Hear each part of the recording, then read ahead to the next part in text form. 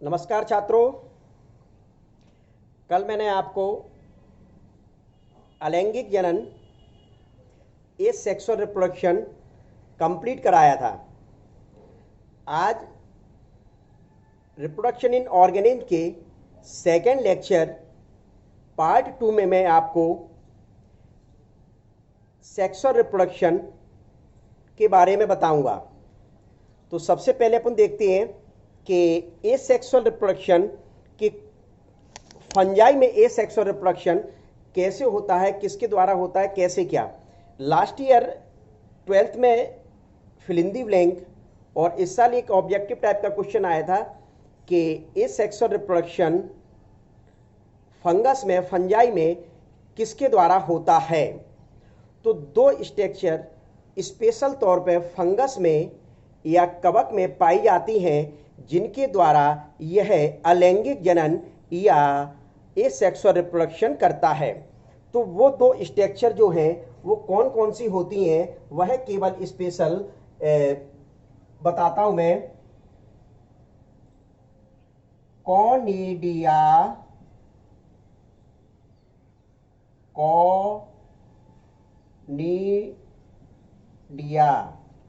First. Second जो structure होती है वो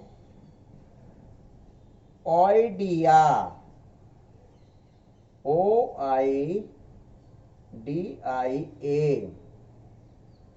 ऑइडिया। ये दो स्ट्रक्चर फंगस या कवक तंतुओं पर पाई जाती हैं जिनके द्वारा यह अलैंगिक जनन या एसेक्सुअल रिप्रोडक्शन करता है। एक नंबर के लिए बहुत ही महत्वपूर्ण बात है कि किस प्रकार से करता है कि फंगस में, कवक तंतुओं में कुछ स्पेशल टाइप के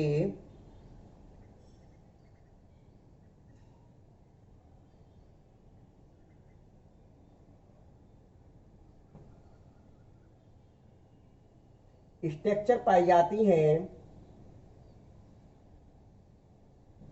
इन स्ट्रक्चर को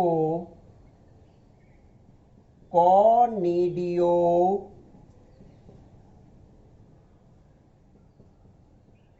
कहा जाता है। कॉनिडियोफोर के ऊपर कोई एक्सोजीनस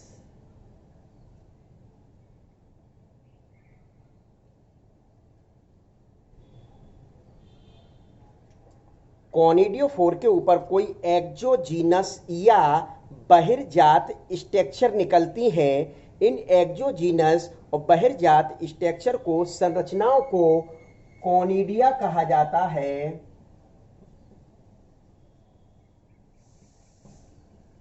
कॉनिडिया के नाम से जाना जाता है। इन फंगस में इन कॉनिडिया के द्वारा अलैंगिक जनन या एसेक्सुअल रिप्रोडक्शन होता है। ये last year fill in the blank का क्वेश्चन था।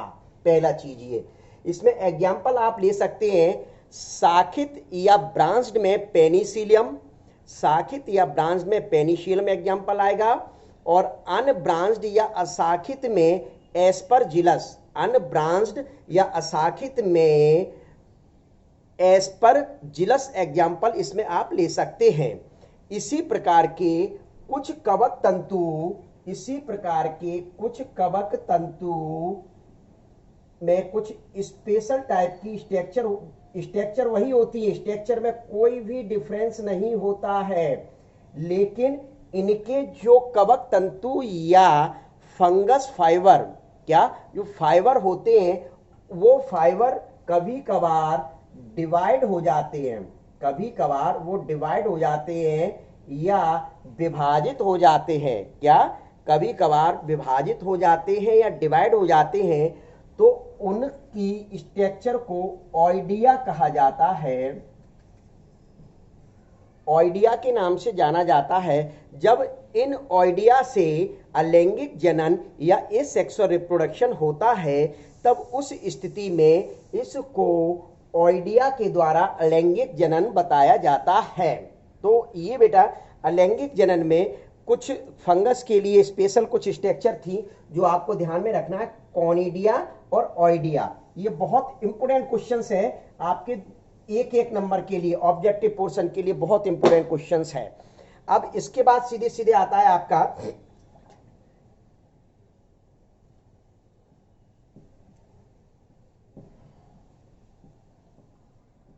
लैंगिक जनन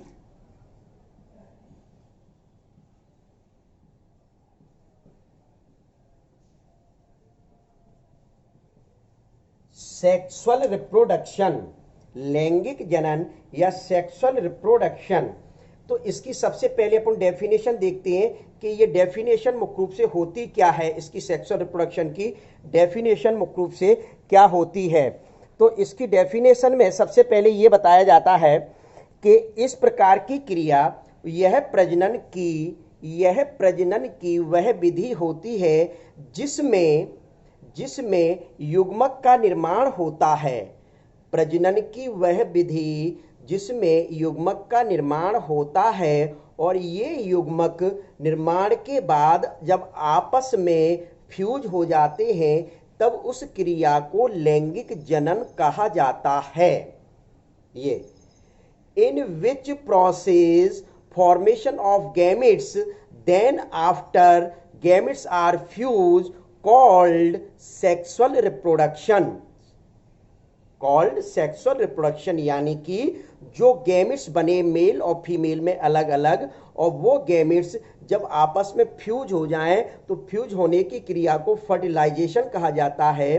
तब उस स्थिति में इसको सेक्सुअल रिप्रोडक्शन या लैंगिक जनन के नाम से जाना जाता है। तो सेक्सुअल रिप्रोडक्शन में एक बहुत महत्वपूर्ण बात पॉइंट आता है, इसको syngamy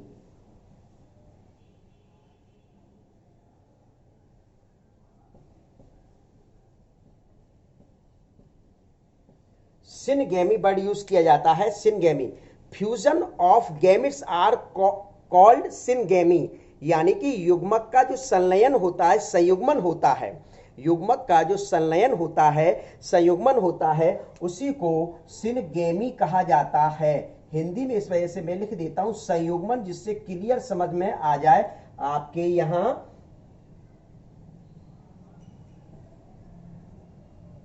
fusion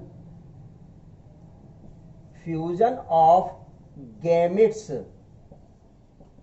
fusion of gametes, सीधे सीधे मैंने लिख दिया है फ्यूजन ऑफ गैमेट्स, यानी कि युग्मक का संयुग्मन, युग्मक का संयुग्मन या संयुग्मन को संलयन भी कहा जा सकता है। युग्मक का संयुग्मन या संलयन भी कहा जा सकता है। तो उस क्रिया को मुख्य रूप से सिनगेमी के नाम से जाना जाता है। सिनगेमी यहां जब कोई जीव पूरा का पूरा संयुग्मित होता है, इसमें जब कोई जीव पूरा का पूरा संयुग्मित होता है, ये विशेष ध्यान रखना। मैं यहां बात करना चाह रहा हूं निम्न श्रेणी के एनिमल, यानी निम्न श्रेणी के जंतु, लोअर कैटेगरी के जो एनिमल होते हैं उनमें कभी कभार पूरा का पूरा शरीर यानी होल बॉडी आर फ्यूज्ड, पूरा शरीर मुख्य रूप से संयुग्मित हो जाता है। तब उस स्थिति को होलोगेमी के नाम से जाना जाता है। विशेष ध्यान, निम्न श्रेणी यानी कि सीधे सीधे मतलब लोअर कैटेगरीज एनिमल में होल बॉडी फ्यूज हो जाए। क्या यानी होल बॉडी फ्यूज हो जाए, यानी कि ये फंक्शन किसके जैसा कर रहा है, सिमिलर टू, फंक्शन कैसा कर रहा है बेटा, सिमिलर टू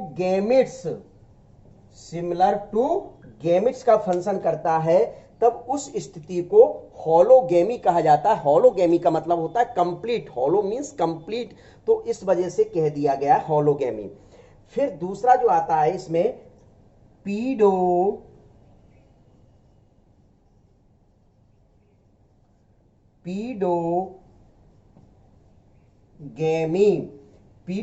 भी मुख्य रूप से जो लोअर कैटेगरीज के एनिमल होते हैं इन शॉर्ट में मैं लिखे दे रहा हूं कैटेगरीज।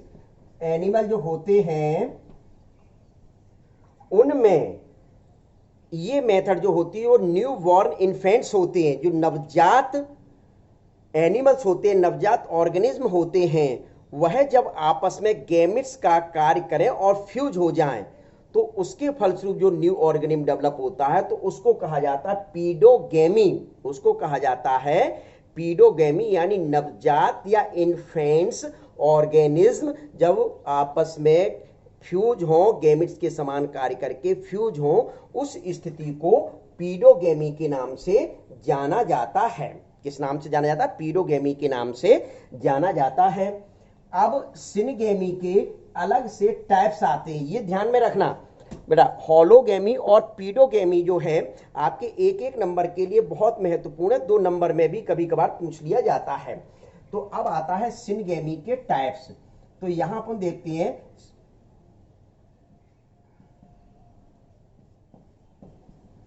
टाइप्स से मतलब है, तात्पर्य है कि ये किस किस प्रकार की सिनगेमी होती है। टाइप्स से मतलब है ये किस किस प्रकार की सिनगेमी मुख्य रूप से यहां होती है, सिनगेमी की कौन कौन से प्रकार होते हैं। तो सबसे पहले अपन देखते हैं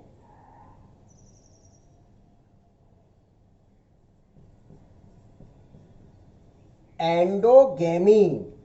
फर्स्ट है एंडोगेमी, सेकंड है एक्सोगेमी। सेकंड कौन सा है?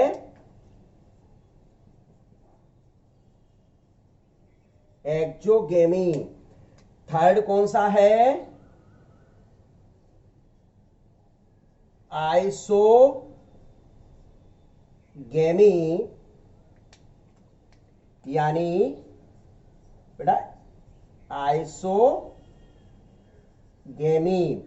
वो बाइलिंगुअल चल रहा है, बाइलिंगुअल ही चल रहा है। मैं दोनों चीजों को लिख रहा हूं बोर्ड पे, हिंदी में भी लिख रहा हूं और इंग्लिश में भी लिख रहा हूं। कोई प्रॉब्लम नहीं आएगी। लैंग्वेज आप अपनी बुक से या नोट से प्रिपेयर कर सकते हैं, लेकिन यहां सीधे सीधे बाइलिंगुअल इस वजह से चल रहा हूं कि कुछ बच्चों को मुख्य रूप से हिंदी में, कुछ बच्चों को इंग्लिश में, जो भी मतलब पढ़ना चाहे जैसे भी कर सकते हैं अपनी तैयारी। फिर आता है यहां 4th नंबर पर एन आइसोगेमी। तो एन आइसोगेमी, तो देखिए, तो सबसे पहले मतलब आपका है एंडोगेमी। एंडोगेमी से मतलब है कि इस प्रकार की सिनगेमी जीवों में जो एक ही बॉडी के अंदर, एक ही शरीर के अंदर दोनों गैमेट्स बनते हों, एक ही शरीर के अंदर दोनों गैमेट्स बनते हो, मेल गैमेट्स और फीमेल गैमेट्स बनते हो, तब उसको कहा जाता है एंडोगेमी कहा जाता है। क्या कहा जाता है? एंडोगेमी कहा जाता है। एक्सोगेमी किसको कहते हैं? कि जब मेल और फीमेल गैमेट्स बॉडी के अंदर अलग अलग बनते हो, जब मेल गैमेट्स मेल में बनता हो, फीमेल गैमेट्स फीमेल में बनता हो शरीर के अंदर, तब उसको कहा जाता है एक्सोगेमी। तब इसको क्या कहते हैं? एक्सोगेमी के नाम से जाना जाता है। आइसोगेमी का मतलब क्या होता है? आइसोगेमी का मतलब, आइसो मीन्स, ध्यान रखें, आइसो मीन्स होता है समान, सिमिलर। आइसो मीन्स होता है समान या सिमिलर बेटा मुख्य रूप से होता है। आइसोगेमी का मतलब है कि इस प्रकार के गैमेट्स जो शेप और साइज, आकार और आकृति में समान होते हैं, तब वो फ्यूज होते, तब उसको कहते हैं आइसोगेमी। तब उसको क्या कहा जाता है? आइसोगेमी के नाम से जाना जाता है। एन आइसोगेमी, आइसो मतलब समान हुआ, तो एन मतलब क्या हो जाएगा? विपरीत। यानी कि इस प्रकार के गैमेट्स, इस प्रकार के गैमेट्स जब शेप साइज में अलग अलग होते हैं, शेप साइज में अलग अलग होते हैं, जैसे कि आपकी सिलेबस में ह्यूमन है, तो ह्यूमन में मतलब आपका फीमेल गैमेट्स जो ओवा होता है या अंडा होता है वह गोल और बड़ा होता है, गोल, राउंड और लार्ज होता है। और जबकि जो मेल गैमेट्स होता है, स्पर्म या शुक्राणु जो होता है, वह मुख्य रूप से लंबा और छोटा होता है। क्या होता है? लंबा और छोटा मुख्य रूप से होता है। तो इस वजह से यहां इसको सिनगेमी में ले दिया गया एन आइसोगेमी। तो 4 बेटा हो गए प्रकार। एंडोगेमी यानी कि सीधे सीधे कहा जाए कि एक ही एनिमल में मेल फीमेल गैमेट्स बनते हों। एक्सो यानी कि मेल में मेल गैमेट, फीमेल में फीमेल गैमेट बनते हों। आइसोगेमी मतलब जब दोनों गैमेट्स जो बने हैं मेल और फीमेल गैमेट्स वो आकार आकृति शेप और साइज में समान होते हैं तब उसको कहा जाता है एन आइसोगेमी। जस्ट डिफर होते हैं, राउंड फीमेल गैमेट राउंड है और मुख्य रूप से बड़ा होता है और मेल गैमेट जो होता है वह छोटा होता है और लंबा होता है। इस वजह से इसको एन आइसोगेमी के नाम से जाना गया। किस नाम से जाना गया? एन आइसोगेमी के नाम से मुख्य रूप से इसको जानते हैं। अब इसके बाद सीधे सीधे आपका जो आता है वो लेंग, ये हटा दिया जाए।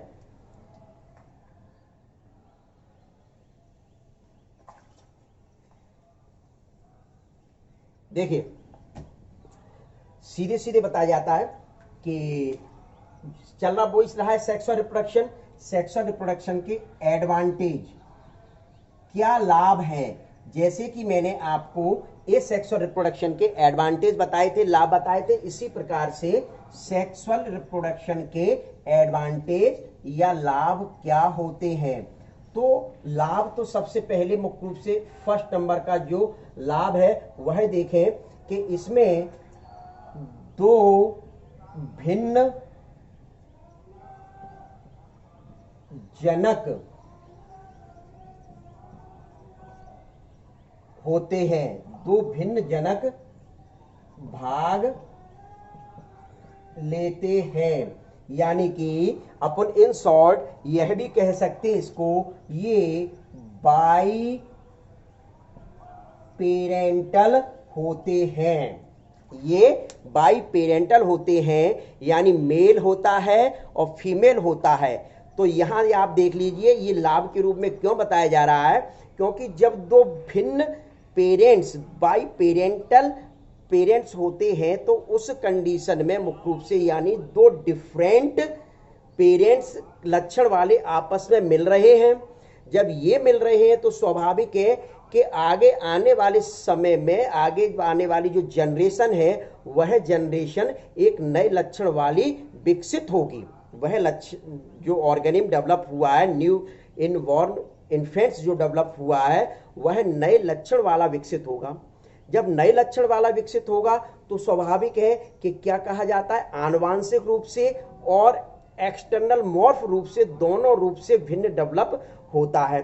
धीरे धीरे धीरे धीरे चलकर वह एक न्यू स्पीशीज बनाने का कार्य करता है।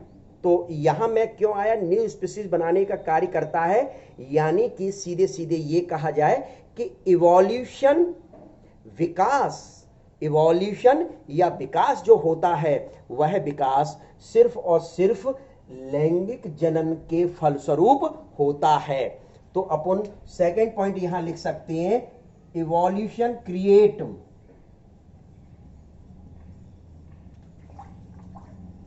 इसके द्वारा विकास संभव है, विकास होता है। सीधे सीधे क्या हुआ, विकास होता है।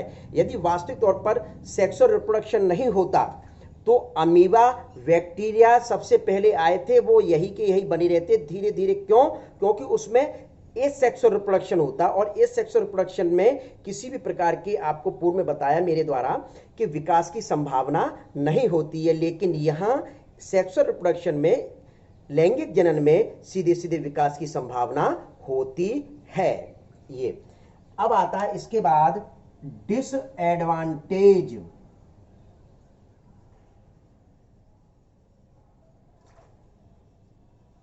हानि। अब देखिए जो आपको लाभ बताए गए हैं उन्हीं लाभ को मैं थोड़ा सा अलग से डिटरमाइन कर देता हूं तो सीधे सीधे वही हानि हो जाएंगी। कैसे कैसे हानि हो जाएगी कि ये दो जनक की आवश्यकता होती है, इसमें दो जनक की आवश्यकता स्वाभाविक ये है। फर्स्ट पॉइंट अभी मैं डिस्क्राइब करता हूं। सेकेंड पॉइंट, मूल लक्षण को खो देता है। स्वाभाविक है। क्या मतलब हुआ इसका देखिए, by parental, necessary of by parental,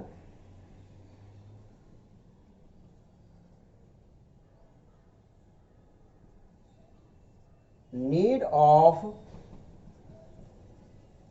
by parents, यानी दो पेरेंट्स की होना बहुत जरूरी है।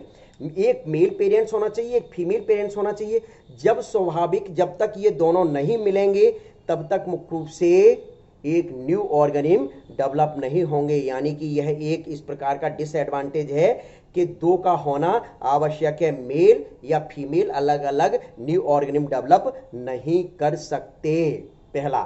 दूसरा, मूल लक्षण को खो देता है। जो इसके पेरेंटल कैरेक्टर होते हैं, पेरेंटल कैरेक्टर, जो पेरेंटल कैरेक्टर होते हैं, ये पेरेंटल कैरेक्टर गायब हो जाते हैं। यानी मूल जो लक्षण उसका था वह मुख्य रूप से आगे चलकर गायब हो जाता है। तो जिससे ये रहता है कि ये लक्षण कभी पूर्व में था कि नहीं था, तो इस वजह से ये मुख्य रूप से इसकी क्या हुई, ये हानि हुई। तो सीधे सीधे बताया जाता है कि इसमें दो पेरेंट्स का होना आवश्यक होता है और यह अपने मेन कैरेक्टर को खो देता है। मूल जो लक्षण होता है पेरेंट्स के, उन पेरेंट्स के लक्षणों को मुख्य रूप से यह खो देता है। तो ये इसकी मुख्य रूप से क्या हुई, लाभ या हानि हुई। तो ये देखिए,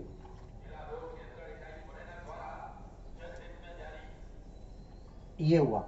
अब ये मतलब कंप्लीट लगभग हो गया, कैरेक्टर भी हो गए, डेफिनेशन भी हो गई और सिनगेमी भी हुआ। तो इसमें मुख्य रूप से अब एक क्वेश्चन 12th में बहुत पूछा जाता है, right the difference between asexual and sexual reproduction, मतलब अलैंगिक जनन और लैंगिक जनन में अंतर लिखो।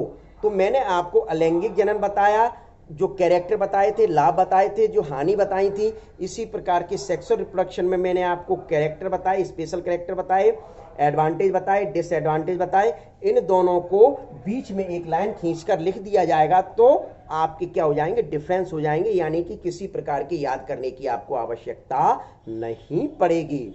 अब इसके बाद मुख्य रूप से जो क्वेश्चन आता है वो आता है कि सेक्सुअल रिप्रोडक्शन के इवेंट्स ऑफ लैंगिक जनन की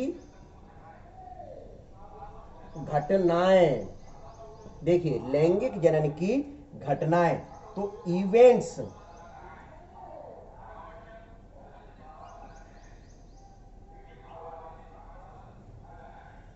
events of sexual reproduction, events of sexual reproduction. What is means of events of sexual reproduction, मतलब के लैंगिक जनन की क्या घटनाओं का तात्पर्य है। लैंगिक जनन की घटनाओं से तात्पर्य है कि इसमें लैंगिक जनन कैसे कैसे किस किस प्रकार से होता है। तो बेटा देख लीजिए कि आपको मैं मतलब इसमें पॉइंट्स के रूप में यहां बता देता हूं कि कौन कौन से पॉइंट्स हैं। मैं इनको भागों में डिवाइड किए देता हूं। तो फर्स्ट होता है प्री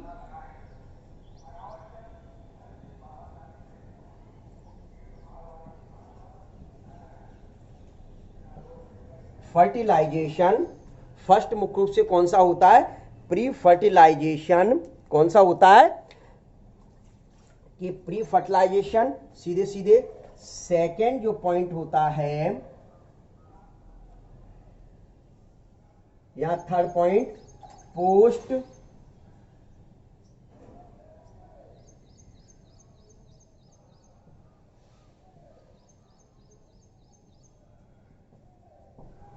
फर्टिलाइजेशन। अब ये आपको सोचना है क्या कि प्री फर्टिलाइजेशन और पोस्ट फर्टिलाइजेशन के बीच में मुख्य रूप से कौन सा पॉइंट आता है। क्या पोस्ट फर्टिलाइजेशन और प्री फर्टिलाइजेशन के बीच में मुख्य रूप से कौन सा पॉइंट आता है, ये आपको सोचना है। तो यहां प्री है और ये पोस्ट है। यदि प्री को और पोस्ट को अपन गायब कर दें, क्या प्री और पोस्ट को अपन गायब कर दें, तो आपको रटना नहीं है। यानी कि सीधे सीधे यहां फर्टिलाइजेशन। अब इनको मैं हिंदी में लिखे देता हूं, पूर्व क्या, पूर्व निषेचन घटनाएं। मैंने इवेंट्स वर्ड यहां यूज नहीं किया है लिखने में, ये विशेष ध्यान रखना, क्योंकि यहां ये घटनाएं और इवेंट्स पहले ही चल रहा है।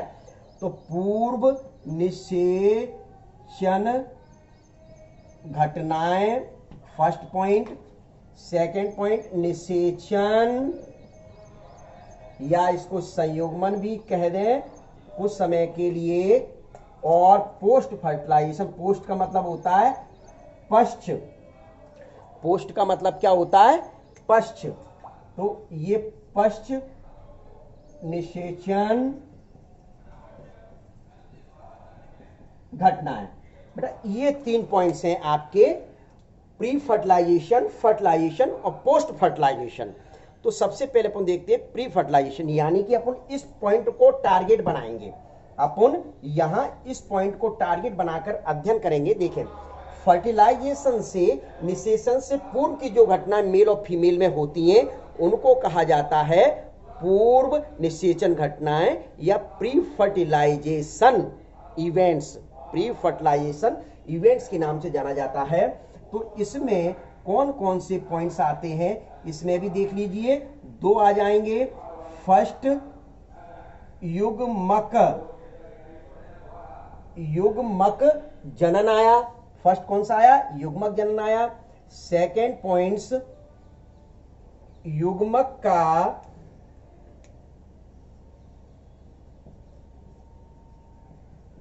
स्थानांतरण।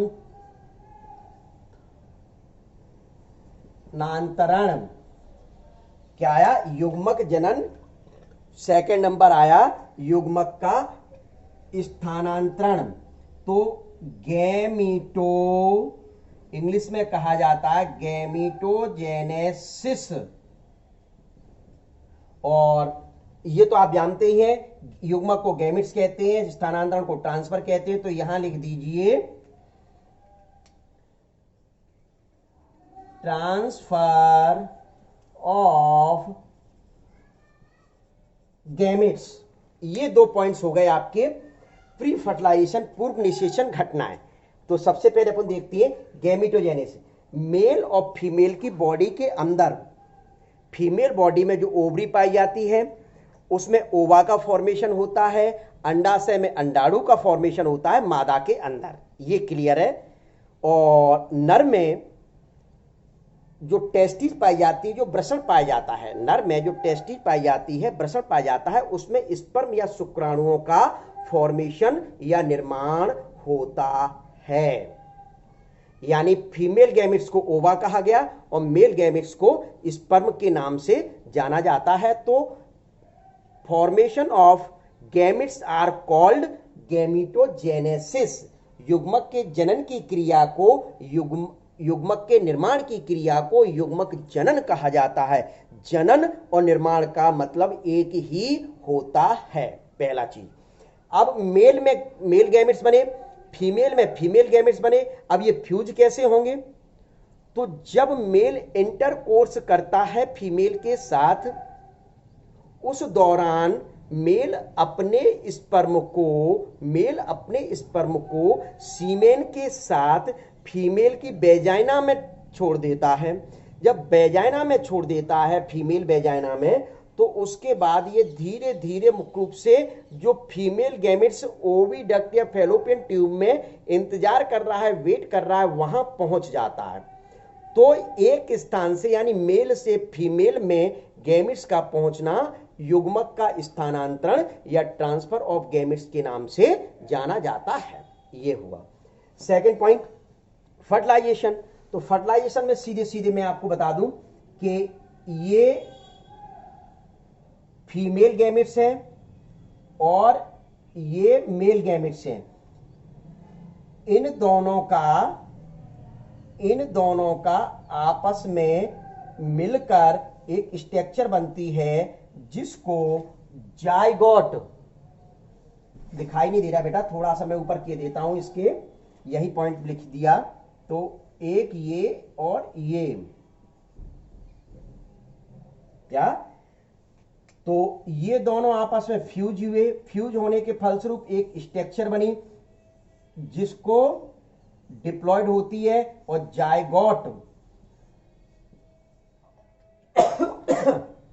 जायगोट के नाम से जाना जाता है, या हिंदी में कहा जाता है युग्म नज। हिंदी में कहा जाता है युग्म नज। तो फीमेल गैमेट, इन शॉर्ट लिख रहा हूं FG female gamete, male gamete MG, ये दोनों फ्यूज हुए।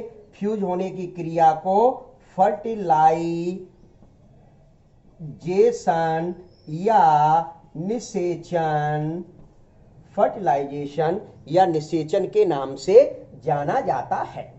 तो निषेचन के फलस्वरूप क्या बन गया आपके पास युग्मनज, तो ये निषेचन होता है, ठीक है, फर्टिलाइजेशन। अब आया, मैंने क्या कहा था कि टारगेट में फर्टिलाइजेशन को करूंगा, फर्टिलाइजेशन से पहले इधर का ये पूर्व और अब बाद का, तो बाद को इंग्लिश में पोस्ट कहा जाता है और हिंदी में बाद कह दें या अपन पश्च कह दें तो कोई डिफरेंस नहीं है। तो इस वजह से सीधे सीधे इसको पोस्ट फर्टिलाइजेशन और पश्च निषेचन घटनाएं कहलाती हैं। बाद यानी पश्च, पोस्ट। तो देखिए, तो इसमें मुख्य रूप से कौन कौन सी सीधी सीधी चीजें आती हैं कि पश्च घटना, यानी कि आपका फर्टिलाइजेशन हो गया तो फर्टिलाइजेशन के बाद क्या हुआ, तो फर्टिलाइजेशन के बाद सीधे सीधे फर्स्ट क्या हुआ था, युग्मनज जायगोट का बनना, युग्मनज या जायगोट का बनना फर्स्ट पॉइंट था। तो ये अभी मैं बता चुका कैसे जायगोट बन गया था। सेकेंड पॉइंट जो आता है, क्या सेकेंड पॉइंट जो आता है वो कौन सा होता है, भ्रूणोद्भव या एम्ब्रियोजेनेसिस। देखिए, भ्रूण उद्भव यानी सबसे पहले जायगोट बना, तो जायगोट मुख्य रूप से आपके फैलोपियन ट्यूब में फ्यूज होकर बना था। वहां से 7 दिन बाद यह फीमेल या मादा के गर्भाशय या यूटेरस में आ जाता है और यह 9 महीने तक डेवलप होता है। 9 महीने बाद एक भ्रूण या एम्ब्रियो का निर्माण होता है। भ्रूण या एम्ब्रियो का निर्माण होता है 9 महीने में, मतलब आपके फैलोपियन ट्यूब से गर्भाशय तक मुख्य रूप से 9 महीने में आपका क्या डेवलप हुआ, भ्रूण का विकास हुआ। इंग्लिश में कहा जाता है एम्ब्रियो डेवलपमेंट, एम्ब्रियो का डेवलपमेंट हुआ। इस डेवलपमेंट मतलब निर्माण हो रहा है और निर्माण को अपन क्या कह देते हैं, जेनेसिस कहा जाता है। अभी मैंने आपको ध्यान हो गैमेटोजेनेसिस में भी वही बताया था। तो सीधे सीधे जेनेसिस मतलब निर्माण, तो भ्रूण का निर्माण हो गया, उसी को कह दिया गया भ्रूणोद्भव या एम्ब्रियोजेनेसिस। तो पोस्ट फर्टिलाइजेशन के बाद ये दोनों घटनाएं ही होती हैं और जैसे भ्रूण डेवलप हो गया, एम्ब्रियो डेवलप हो गया, तो एक न्यू बॉर्न या इन्फेंट्स डेवलप हो जाता है। तो इस प्रकार से मुख्य रूप से आपके ये वाली जो चीज है वो यहाँ events of sexual reproduction, events of sexual reproduction में एक बार फिर देख लीजिए 3 पॉइंट्स आते हैं, pre fertilization, fertilization, post fertilization. Pre fertilization में कौन कौन सी इवेंट्स होती हैं, सीधे सीधे गैमेटोजेनेसिस फर्स्ट होता है, यानी गैमेट्स का निर्माण होता है इसके अंतर्गत। फिर उसके बाद सेकेंड पॉइंट होता है स्थानांतरण गैमेट्स का, यानी transfer of gametes. Second point आता है फर्टिलाइजेशन और थर्ड पॉइंट आता है पोस्ट फर्टिलाइजेशन। आपको याद करने की आवश्यकता नहीं है, बस टारगेट आपको ये बनाना है इस वीडियो में समझते देखते समय कि इस फर्टिलाइजेशन को टारगेट रखना है, फर्टिलाइजेशन से इधर और फर्टिलाइजेशन के इधर, आपको बिल्कुल क्लियर याद हो जाएगा, ठीक है। तो ये मुख्य रूप से क्या होता है, आपके सेक्सुअल रिप्रोडक्शन के इवेंट्स होते हैं। क्या होते हैं, ये सेक्सुअल रिप्रोडक्शन के इवेंट्स होते हैं। तो अब ये सेक्सुअल इवेंट्स मैंने हटा दिया, ये हट गए अपने इवेंट्स। ये अब इसके बाद बहुत सारी चीजें जैसे मैंने आपको पढ़ाई, बडिंग पढ़ाया, फ्रेगमेंटेशन पढ़ाया, रीजनरेशन पढ़ाया, ये सारी चीजें मैं आपको पढ़ा के आया। ए सेक्सुअल, सेक्सुअल भी पढ़ा के आया, बाइनरी फ्यूजन पढ़ाया या फ्यूजन केवल पढ़ाया। तो इनमें बेटा डिफरेंस भी पूछे जा सकते हैं। क्या पूछे जा सकते हैं, डिफरेंस भी पूछे जा सकते हैं। तो स्वाभाविक है जो मैंने पीछे पढ़ाया उनसे इन डिफरेंस को जरूर जरूर याद कर लें। अब इसके बाद सीधे सीधे मुख्य रूप से पोर्शन अपने आता है कि ये लैंगिक जनन यहीं समाप्त करते हैं। इसके बाद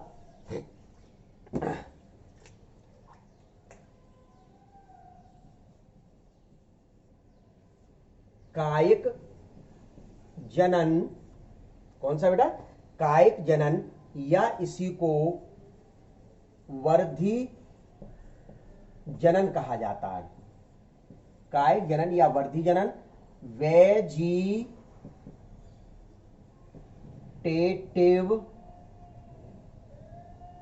जनन हटा दें, या प्रोपेगेशन,